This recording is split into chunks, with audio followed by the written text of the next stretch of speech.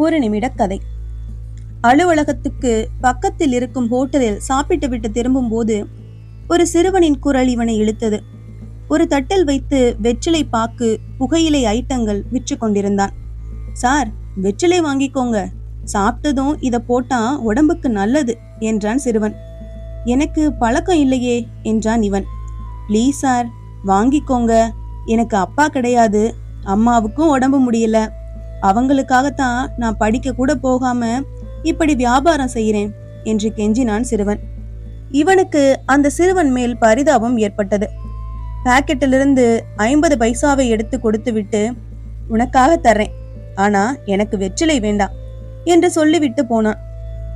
சிறுவனும் சந்தோஷமாக வாங்கி கொண்டான். அன்றிலிருந்து தினமும் சாப்பிட்டு விட்டு திரும்பும் போது அந்த சிறுவனிடம் காசு கொடுப்பது வாடிக்கையாகி போனது.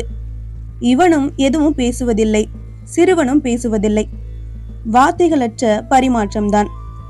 நாளடைவில் இப்படி நிறைய பேர் சிறுவனுக்கு காசு தருவதை பார்த்தவன் அந்த சிறுவனின் பேச்சு சாமர்த்தியத்தை மனசுக்குள் மெச்சிக்கொண்டான். மாதங்கள் உருண்டோடின. அழுக்கு தலையும் கிழிந்த உடையுமாக ஆரம்பத்தில் இருந்த சிறுவன் இப்போது புது உடைகள் அணிய ஆரம்பித்தான். உடலிலும் செழுமை ஏறி இருந்தது. தட்டுக்கு பதிலாக ஒரு பலகையே கடையாகி இருந்தது. அன்றும் அப்படிதான்.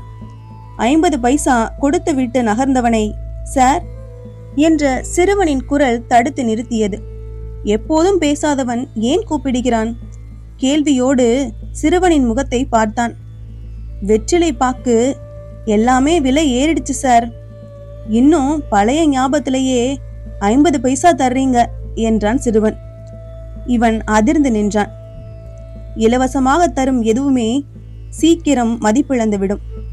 இந்த கதை உங்களுக்கு பிடிச்சிருந்ததுன்னா லைக் பண்ணுங்க, ஷேர் பண்ணுங்க, சேனலை மறக்காம சப்ஸ்கிரைப் பண்ணுங்க. அடுத்த கதையில சந்திக்கலாம்.